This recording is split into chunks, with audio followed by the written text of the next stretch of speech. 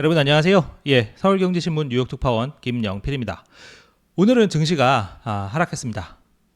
기본적으로는 이제 쿼드러플 리칭 데이여서 변동성이 좀 크다, 그런 내용은 기본적으로 깔고 가셔야 되는데, 어쨌든 오늘 그 크리스토퍼 월러 연준 이사가 외파적 발언을 했습니다. 그런 부분이 분명히 있다는 거 말씀드리고요. S&P는 한 6거래일 만에 상승 행진이 6거래일로 중단이 됐습니다.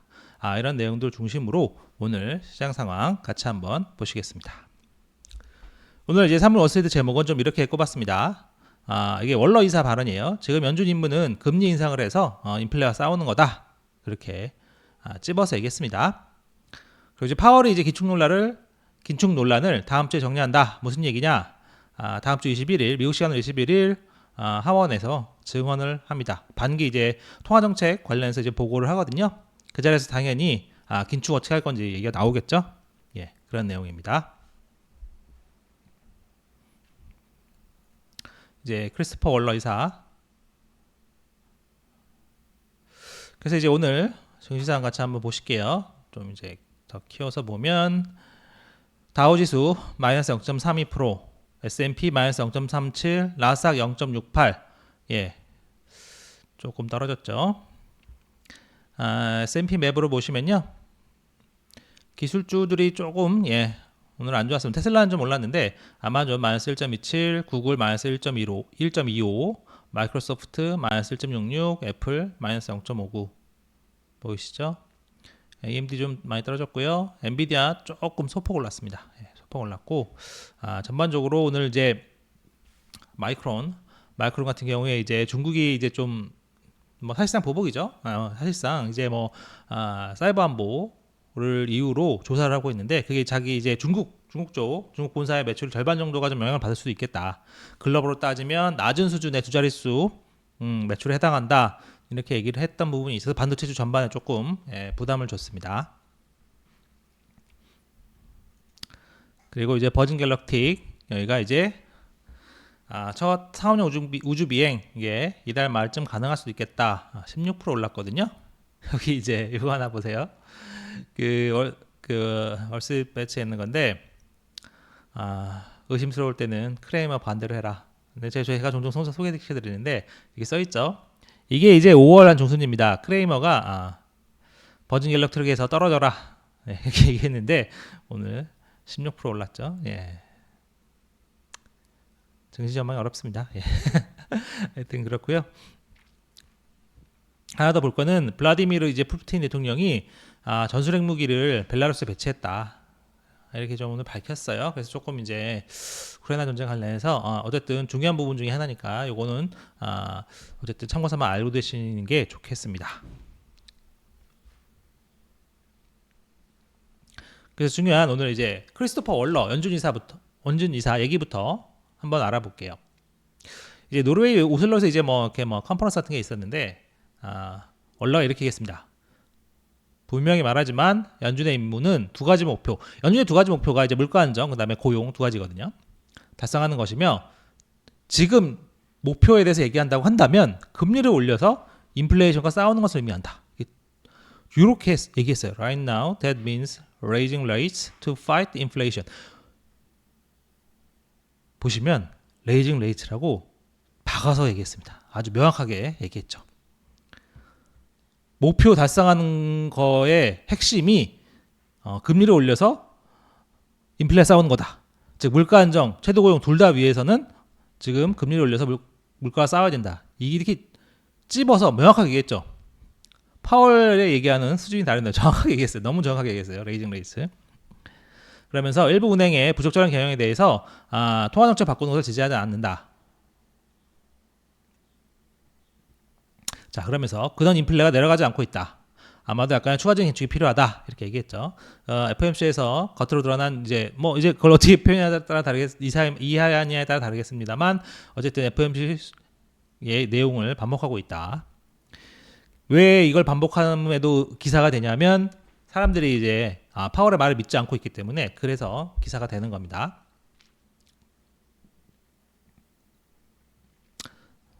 자, 이게 연준 홈페이지에 올려져 있어요. 금융안정 그리고 거시정책. 원러 이사. 그 뭐 쭉쭉 원문이 다 쭉 나와 있습니다. 이게 이제 가끔씩 여러분들도 원문을 보시는 게 중요한 게 기자들은 항상 그렇게 하거든요. 그 원자료를 항상 봅니다. 바쁠 때는 당연히 못 보는데 가급적이면 원자료를 많이 보려고 해요. 원자료를 보다 보면 그 다른 이제 전체 자료 그 로 데이터라고 할 수 있겠죠. 원자료를 보다 보면 이걸 요약한 보도자료나 뭐 다른 데 기사에서 보지 못하던 중요한 부분을 찾아낼 때가 있습니다.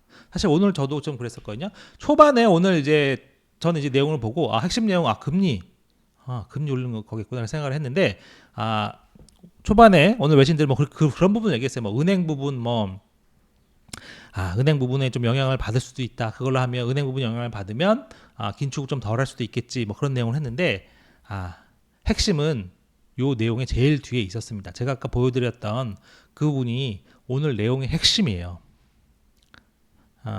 그래서 요 부분입니다. 거의 끝에 부분에 있죠.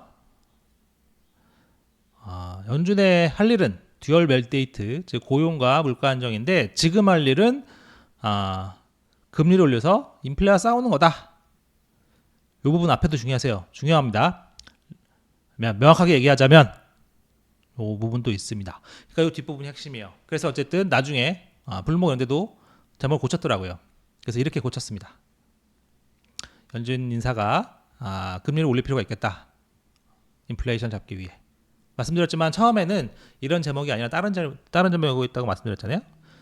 이제 뒤에서 제가 잠깐 설명드리겠지만 은행 부분 뭐 좀 신용기축이 많아지면 금리를 좀 덜 올릴 수도 있다. 덜 올릴 필요가 있겠다. 그런 내용이었는데 그런 내용도 당연히 있지만 요 제일 뒷부분이 핵심입니다. 그래서 그렇게 이해를 하시면 되고 그래서 가끔씩 틈이 좀 나시면 이런 원문 같은 것도 한번 보시면 전체적인 흐름을 이해하는 데 도움이 많이 되세요. 그래서 이제 오늘 원로이사 발언 다음에 요 내용을 한번 같이 한번 보시죠. CME 페드워치거든요. 7월에 금리 인상 확률이 74%로 상승했습니다. 어제보다도 올랐어요. 어제 한 67%였거든요.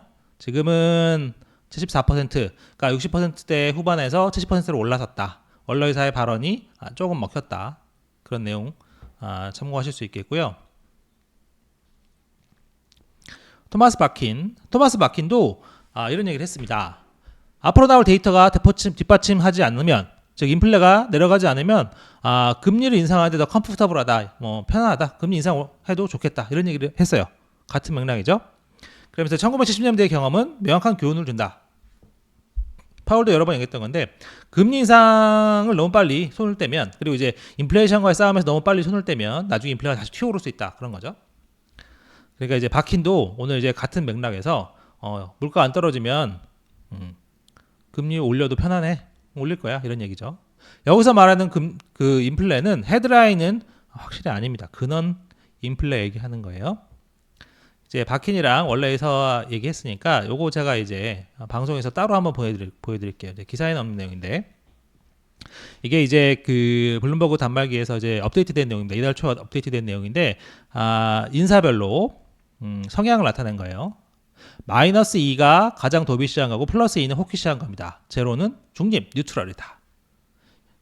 이 업데이트된 겁니다. 보시면 파월은 플러스 1, 약간 호키시. 이제 부위원장으로 내정된 필립 제퍼슨은 제로, 뉴트럴 정도다. 새로 이제 임명된 이사죠. 아드리아나 쿠글러, 이 사람이 마이너스 2로 나와요. 그러니까 그 전에 부위원장 라일 브레이너드의 역할을 쿠글러가 어느 정도 상당 부분 하게 될 것 같다. 연주에 들어오면 앞으로 마이너스 2다. 그런 내용. 크리스토퍼 월러는 플러스 1 정도다. 완전 호키시한 건 아니에요. 플러스 1 정도다. 그런데도 그렇게 얘기했다는 거. 물론 이제 매파죠. 기본적으로 플러스 쪽으로 가 있으니까 그렇게 보시면 되고, 닐 카시카리는 플러스 2, 완전 매파다. 오스틴 굴스비는 마이너스 2다. 즉 완전 도비시하다. 그러니까 마이너스 2가 지금 보시면 굴스비, 그 다음에 쿠글러 두 명 있다는 겁니다. 쿠글러 이제 곧 들어올 테고, 굴스비, 쿠글러 두 명. 파월은 도비시라고 보시면 뭐 일부 뭐 시장에서 뭐 계속 이제 뭐 거꾸로 얘기해서 도비시라고 하는데 그 정도는 아닙니다. 그렇게 보시면 조금 오해 소지가 있고 어쨌든 굴스비 쿠글러 마이너스 2 메파로는 블러드 확실히 플러스 2겠죠. 예, 블러드 플러스 2 블러드 플러스 2고 닐 카시카리 플러스 2고 미셸 보우먼도 플러스 2로 메파 쪽으로 꼽힌다. 완전 메파 쪽으로 꼽힌다. 그런 내용. 요 내용 한번 봐두시면 당연히 이제 계속 조금씩 바뀝니다. 뭐 때마다 바뀌겠죠. 계속 이제 뭐 사람도 이제 데이터에 따라서 자기 뭐 스탠스가 바뀌니까 어쨌든 이건 6월 초 기준으로 가장 최근 기준이니까 요거는 참고 삼아 봐두시면 도움이 될 것 같습니다. 다음 내용 넘어가면 그래서 이제 서머스가 어제 좀 오후 늦게 블룸버그에서 이런 얘기를 했습니다. 요게 6월 FOMC 결정이 조금 앞뒤가 안 맞는 것 같아. 왜냐? 금리 인상은 했죠. 금리 인상 중단했죠. 내부적으로도 금리 인상 중단된다는 얘기도 있었던 거 아니겠습니까? 유가상이 있었으니까 중단했겠죠. 근데 이제 보면 경제 전망은 높게 잡고 올해 2번도 한다고 했는데 이거 좀 앞뒤가 안 맞는 거 아닌가? 뭐 이런 얘기를 했어요. 그러면서 이런 얘기를 했습니다. 연준 내부의 정책학에 의해서 6월 금리 동결이 이뤄진 것 같다. 이 얘기는 지도부겠죠. 당연히 지도부에서 찍어 눌러서 이렇게 된 것 같다. 그런 얘기입니다. 그러면서 지금 시점에서 소비는 꽤 강하고 인플레이션이 확실히 낮아진다는 증거는 없기 때문에 향후 2번의 회의에서 한 0.5%포인트 금리 인상을 하면 괜찮을 것 같다. 그래서 서머스도 0.5%포인트 2번 정도 더 올려야 되겠다 이렇게 얘기를 했다는 거. 이것도 참고삼아 받으시면 좋겠습니다. 근데 이제 그 월러가 오늘 그런 얘기를 같이 하긴 했어요. 이거는 당연히 중요한 얘기인데 은행권 스트레스 부분, 신용긴축 부분 때문에 이걸 이제 연준 인사들이 계속 주시하고 있다. 왜냐하면 대출 줄어들 수 있기 때문에 대출이 줄어들면 금리 인상 효과가 있기 때문에 이걸 잘 봐야 된다. 이건 이제 제가 항상 말씀드렸던 부분이잖아요. 요거 정도에 따라서는 경기 침체로 갈 수도 있습니다. 그래서 이 부분을 굉장히 중요하게 보는 거예요. 그래서 이 신용긴축 부분 다들 뭐 좀 이렇게 잘 모르는 분들은 은행 뱅크런 끝난 거 아니야? 그럼 은행 문제 끝났지 이렇게 생각하시는데 전혀 그렇지 않습니다. 이 대출 축소 부분 이게 되게 중요한데 이게 잘 보이지 않아요. 여러분 잘 아실 수 있나요? 뱅크런은 외부 사람도 잘 알 수 있죠. 왜냐하면 금방 소문나고 뭐 SNS에서도 올라오고 막 그러잖아요. 근데 이제 내 대출금리 올랐다. 아니면 어디에 중소기업 대출금리가 올랐다. 어디에 중소기업 대출이 잘 안 된다. 이런 거는 잘 알기 어려워요. 이건 뭐 금방 드러나는 것도 아니고요. 그렇잖아요. 근데 이게 서서히 안 보이는 뒤에서 그 시장을 쫙 조이기 때문에 중요한 문제입니다. 어쨌든 중요한데 그래서 이제 연준이 이번 달에 좀 한번 쉬어가자 이렇게 얘기를 했다는 거죠. 근데 이제 중요한 거는 인플레이션이 높기 때문에 한 달은 쉬었지만 다음번에는 좀 올려야 되지 않겠느냐 그런 얘기가 있다는 거고 파월은 어쨌든 이걸 건너뛰기가 아니라 속도를 더 늦추는 거다. 그러니까 뭐 평균으로 따지면 한 달에 0.125씩 올리는 거다 이런 식으로 얘기한다는 거 일단 보시면 될 것 같고 그래서 어쨌든 이런 부분은 좀 있다. 그리고 이제 연준이 의회 제출한 반기 보고서 뭐 다음 주 이제 파월이 등판하면 뭐 그거 가지고 얘기할 건데 거기에도 이제 그 은행 부분 스트레스가 신용 긴축에 좀 영향을 줄 수 있다. 그리고 상업용 부동산 소기업에는 좀 더 큰 타격을 줄 수 있겠다. 그래서 이제 이 부분은 사실 당연히 추가 금리 인상을 하지 않게 하는 요인이죠. 근데 이제 그 여러 가지 요인이 있는 거잖아요. 그런 플러스 요인, 마이너스 요인이 있습니다. 그러니까 세상 모든 일이 그런데 특히 이제 금리 인상할 때도 금리를 올려야 되는 요인, 중단하거나 내려야 되는 요인이 있죠. 그러니까 이걸 더하고 빼고 해서 결과적으로 어떻게 할 것을 결정을 하는 겁니다. 그래서 이제 전체적인 내용을 종합을 해보면 아직 이제 그 기축 부분은 많이 드러나진 않았죠. 그래서 이제 그걸 일단 더 보자고 6월에는 쉬었는데 7월 FOMC까지 특별하게 또 별게 없다면 일단은 뭐 인플레가 너무 강하기 때문에 7월까지는 일단 한 번 더 올릴 수 있지 않겠느냐 그런 해석이 가능하겠다. 하지만 은행권 상황에 따라서는 충분히 조절 가능하다. 이 부분 같이 한번 보시면서 그렇게 이해를 하시면 되겠습니다.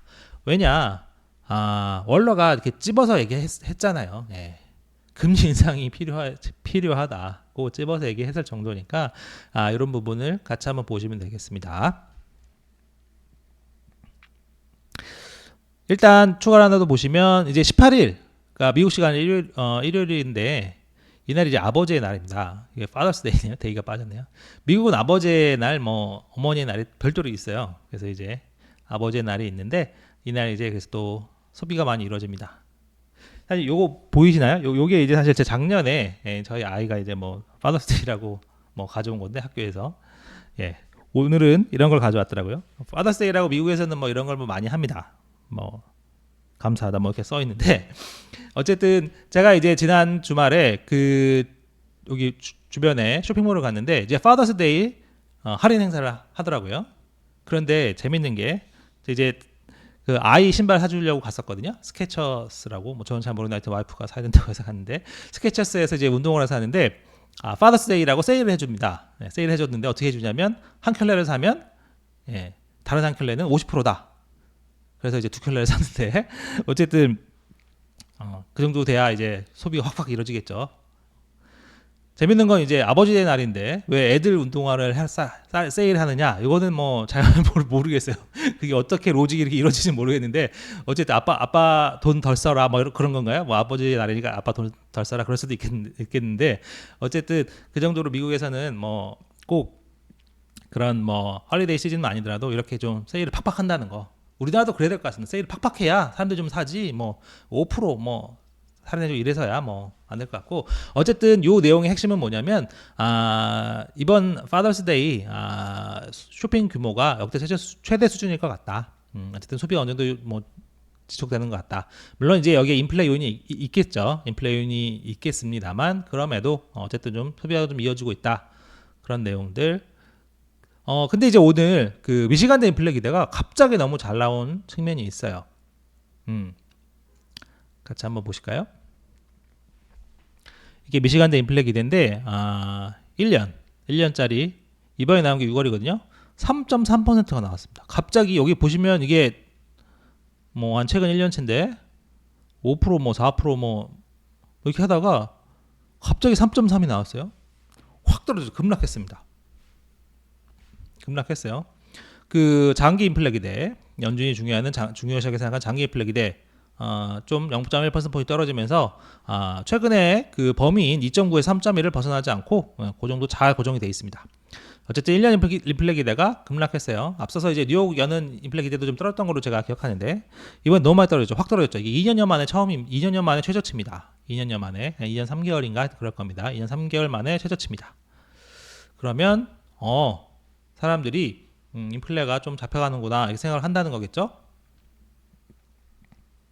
그러니까 이제 연준 입장에서는 조금 좋을 수 있다. 소비자 심리도 좀 나아졌다. 인플레가 좀 내려가고 하면 소비 여력도 좀 나아질 거고 어쨌든 경기는 좀 괜찮다고 지금 보여지니까 그런 부분 생각하면 소비자 심리도 좀 좋아졌다. 그런 얘기들 있었다. 그래서 연준 입장에서 좀 그런 부분은 좀 긍정적일 것 같다.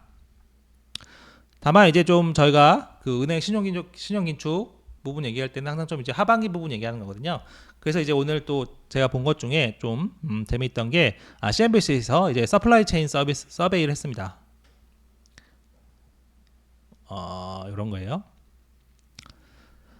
그 이제 하반기에 그 할리데이 시즌이라고 최대 그 대목이 있잖아요. 뭐 땡스기빙 전후로부터 해서 뭐 크리스마스 연말까지. 그럼 이제 사실은 이제 시기로는 뭐 5개월에서 6개월 정도 남았는데 이제 소매업체 입장에서는 미리미리 준비를 해야 되잖아요. 미리미리 뭐 수입할 거는 뭐 중국 같아서 미리 수입도 해야 되고 주문 같은 거 먼저 선주문 넣어놔야 되고 그래서 설문조사를 한번 해봤다고 합니다. 그래서 올해 이제 홀리데이 시즌 뭐 연말 연시 이제 쇼핑 시즌에 물건을 얼마나 좀 주문을 해놓겠느냐. 어쨌든 이제 뭐 소비도 소비지만 도매업자들이 이제 준비를 할 테니까 도매업자들 상황을 보면 조금 뭐 간접적으로 추정이 가능하잖아요. 그 보면 작년이랑 같은 수준 한 26% 덜 할 거다. 그래서 43% 정도 나왔습니다. 그 둘을 합치면 한 69%, 70% 가까이가 작년 수준이거나 더 좀 덜 할 거다. 경기가 그렇게 썩 좋아 보이진 않는다. 그런 얘기겠죠. 더 많이 한다는 한 21%밖에 없었습니다. 그래서 뭐 더 많이 한다면 얼마 하느냐 뭐 그런 내용이고 덜 할 경우에는 얼마나 덜 할 거냐 15% 이상도 한 26% 정도 됐어요. 많죠. 여기서 10% 이상 한다는 것도 26% 11% 이상, 11% 이상만 합쳐도 한 52% 절반 정도 됩니다. 11% 이상 덜 한다는 사람들도 한 50% 이상 된다. 그래서 이런 부분들은 좀 물론 이제 시간이 좀 많이 남아서 그때 좀 가봐야 알 수 있는 부분이긴 한데 어쨌든 조금 썩 하반기에는 안 좋을 수도 있는 부분들이 있겠구나. 그런 거 참고서 봐두시면 좋을 것 같아요. 그리고 응답자 67%가 올해는 사람들이 할인을 많이 찾을 것 같다. 그러니까 이 얘기는 할인을 많이 해줘야 좀 팔릴 것 같다 그런 얘기잖아요. 네. 그것도 뭐 어쨌든 소비 심리는 썩 좋은 건 아니라고 볼 수는 있겠죠. 그래서 이제 기본적으로는 오늘 시장 상황을 좀 더 말씀드리면 기본적으로 오늘 대규모 옵션 만기, 뭐 선물 옵션 만기이기 때문에 오늘 시장의 흐름을 크게 뭐 의미를 둘 필요는 없겠다. 물론 이제 그런 연준 인사들의 그 매파 발언이 있었다는 거, 그거는 참고 삼아 받으실 필요가 있고요. 이 포모 혼자만 뒤처질까봐 그런 거 있잖아요. 포모에 대한 좀 걱정들은 있는 것 같습니다. 최근에 이제 MMF에서 자금들이 좀 많이 빠져나간다고 해요. 그래서 그 금액이, 그 돈들이 주식으로 들어올 거다. ETF와 주식으로 들어올 것 같다. 그러면 유동성 때문에 증시가 더 상승할 거다. 그런 얘기가 하나 있었다는 거. 그리고 어제 S&P 콜옵션 매입이 상상 최대치를 찍었다. 콜옵션 매입이 상상 최대치를 찍었다는 건 결국 증시 상승 쪽을 본다는 거니까요. 그리고 테슬라, 엔비디아 옵션 수요도 많다. 그래서 오한다에서는 그렇게 얘기합니다. 월가는 AI 바람이 금방 사라지지 않을 거라고 생각하고 있다. 톰 리 같은 사람들도 어제도 제가 잠깐 전해드렸었죠. 예. 좋게 보는 거고, 뱅크 오브 아메리카의 마이클 하트넷 좀 이렇게 얘기합니다. 새로운 대규모 반등의 시작은 아니다. 지금 상황은 대규모 붕괴 전에 큰 랠리가 있던 2000년이나 2008년 금융이 있었잖아요. 그때랑 비슷한 것 같다. 물론 이제 하트넷은 오늘 반성문을 하나 쓰긴 했어요. 예, 상반기에 좀 못 맞췄죠. 상반기에 자기는 이제 베어레시안 쪽인데 상반기 못 맞췄다. 그러면서 나는 뇌가 작은 곰이다 뭐 이런 식으로 표현했어요. 이제 뇌가 작으면 머리가 뭐 안 좋다 뭐 그런 의미로 쓰일 수 있잖아요. 그러니까 이제 자기가 곰이긴 한데 잘 못 맞췄다. 그래서 그 이후로 뭐 이제 AI 붐 그런 거 못 맞췄고, 그 다음에 뭐 은행 사태가 좀 전염하는 거는 조금 조용했었다. 전염 과정은. 그리고 골드락스가 조금 더 경제가 좀 강하다는 거죠. 생각보다. 그런 이유가 있었던 것 같다. 그리고 머스크가 오늘도 한마디 했는데 테슬라 시가총액, 그러니까 즉 테슬라 주가 얘기했죠. 쉽게 얘기해서 테슬라 주가는 테슬라가 자율주행 기술을 완벽하게 구현할 수 있는지에 달려 있다. 그런 얘기했다는 거 아마 받으면 좋을 것 같고요. 어쨌든 오늘 원로 의사가 꽤 명확하게 얘기했지만 오늘 얘기했어도 시장에서는 뭐 그렇게 물론 조금 더 믿는 사람들이 생겼지만 아직도 연준을 그렇게 완벽하게 믿는 건 아닙니다.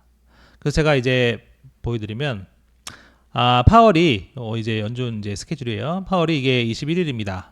6월 21일 수요일에 하원에 이제 오전 10시, 그러니까 한국 시간으로는 같은 날 밤 11시가 되겠네요. 파월에 나와서 증언을 합니다. 보통 이렇게 의회 나와서 이런 걸 할 때 첫 번째에서 두 번째 의원 질문까지만 보셔도 됩니다. 거의 뭐 세 번째 정도까지는 보셔도 돼요. 그러니까 뭐 보통은 첫 번째 아니면 두 번째 의원 질문에서 하고 싶은 얘기가 다 나옵니다. 우리가 필요한 내용들은 다 나와요. 첫 번째 내지 두 번째 의원 질의응답에서 얘기가 다 나옵니다. 비슷한 얘기만 물어봐도 파월이 준비했던 내용을 막 얘기하기 때문에 첫 번째, 두 번째 내용에서 거의 다 이제 결판이 난다. 뭐 끝까지 가서 뒷부분에 그 뒷부분에 가서 좀 참고할 내용이 뭐 어쩌다 있긴 한데 어쨌든 초반에 결정이 난다. 그 부분은 알아주시면 되고요. 이게 보통 이제 미국은 양원제니까 수요일 날 이때는 이제 수요일 날 하원에서 하고 목요일 날 상원에서 하거든요. 근데 보통 이제 첫날에서 거의 얘기가 다 나옵니다. 둘째 날에서 조금 더 얘기가 나올 때도 있는데 보통 이제 수요일 이때 이제 하원 증언을 그리고 극초반, 물론 초반에는 이제 의원들 나와서 자기 얘기 막 하고 막 합니다. 그거 끝나고 이제 질의응답, 초반에 질의응답 한두 명 그 정도에서 결판이 나니까 그거를 보면 이제 긴축에 대해서 정말 파월이 자기가 얘기했던 거를 좀 부연 설명을 할 거 아닙니까? 부연 설명을 할 거고 시장이 보는 거에 대해서 자기 생각을 얘기하겠죠. 그래서 요 얘기에 따라서 시장이 보는 게 맞을 수도 있겠죠. 근데 어쨌든 뭐 이제 그날 공식적으로 연준은 두 번의 추가 금리 인상 가능성도 제기했고 어쨌든 그 스킵 쪽으로 무기를 줬기 때문에 그쪽으로 아마 무게중심을 두어서 얘기할 것 같은데 어느 쪽이 더 본인의 진심인지 이날 얘기를 들으면 더 알 수 있을 것 같습니다. 예. 물론 이제 그것마저도 반대로 해석할 수도 있겠죠. 그러면 이제 그렇게 되면 이제 답이 없는 거긴 한데 어쨌든 그마저도 반대로 해석할 수도 있지만 어쨌든 연주의 방향성은 조금 더 명확하게 드러나지 않을까 그런 생각을 듭니다. 그 미국 시간 다음 주 월요일은 장휴무 날이에요. 준티스데이라고 장휴무 날입니다. 그래서 이제 그날은 기사와 방송이 쉬고요. 이제 미국 시간으로는 화요일, 한국 시간은 수요일 날 다시 찾아뵐 수 있도록 하겠습니다. 감사했고요. 영상 괜찮으셨다면 꼭 좋아요, 구독, 알림 설정 부탁드리겠습니다. 감사합니다.